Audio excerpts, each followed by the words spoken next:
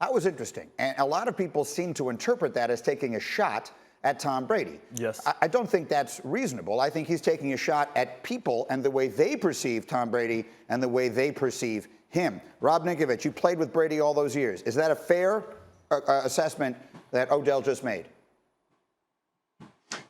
Look, there definitely has to be a difference. Just like the starting Pro Bowler sleeping in the back of the meeting room, are they going to cut that guy? No, there's a difference.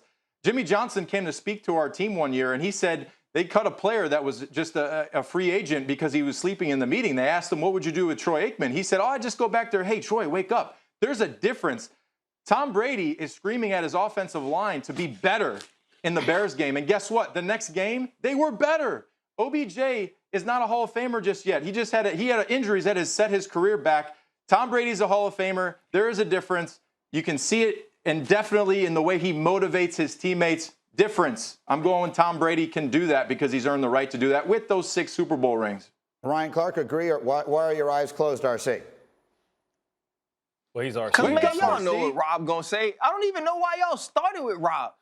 Y'all started with Rob so Rob can come out here and say, oh, Brady's better than everybody. He gets to do whatever the hell he wants. Well, he just got 6. He been cussing people out. So let's not say it's because he got 6. Now, he won extremely early, and that's fine. But we're not talking about the emotional deposits he's made in the bank accounts of the New England Patriots organization. We're talking about the media. We're talking about perception. We're talking about things that feel familiar. And Tom Brady has always had kind of this opportunity and this cachet because it looks right, because he's screaming and all it's passion. I love it when Tom Brady's all passionate. But you could look at Cam's sideline antics, the way that people hate on him and critique him. It's different. And now you go to Odell Beckham Jr. and you're saying that Odell's not a Hall of Famer yet. Well, technically, neither is Tom Brady. But Odell Beckham Jr. from the beginning had more Hall of Fame talent than Tom Brady. Odell Beckham Jr. was on a Hall of Fame track with a quarterback who was descending, who was at the end of his rope, who he was making look good with slants. The other part is this. Odell Beckham Jr. implodes, right? Many of the times that he was having his issues on the sideline, it was between him and a field goal kicking net. That's who had the issues. He wasn't cussing his teammates out. He was, in any time he said anything to him, he was imploring them to be better along with himself. So I don't have a problem with Brady doing what he does. But I do have a problem with people comparing it to Odell Beckham Jr. and saying it's different for some reason. It's not different. People are different. We perceive things differently from the outside. And because Tom Brady, who looks like all the quarterbacks we've ever seen and who screams and cusses like most of the people who look like him as well, when you see this young African-American kid with a blonde mohawk, it looks different. It feels different. You critique it different. You talk about it differently. This ain't got nothing to do with how much they won. That's fair. I will say this. The only person I heard comparing those two things this week was Odell.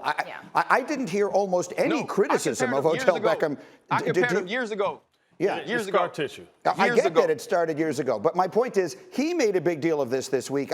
Coming out of that game where Cleveland got waxed, the story was Baker Mayfield. I didn't hear anyone talking about Odell. I was at the game, and I saw him do it, and I saw him take his shoes off, and I've covered Odell long enough to know that he is emotional, and he can be erratic. I don't think this is a conversation about whether or not Odell Beckham Jr. is a bad teammate.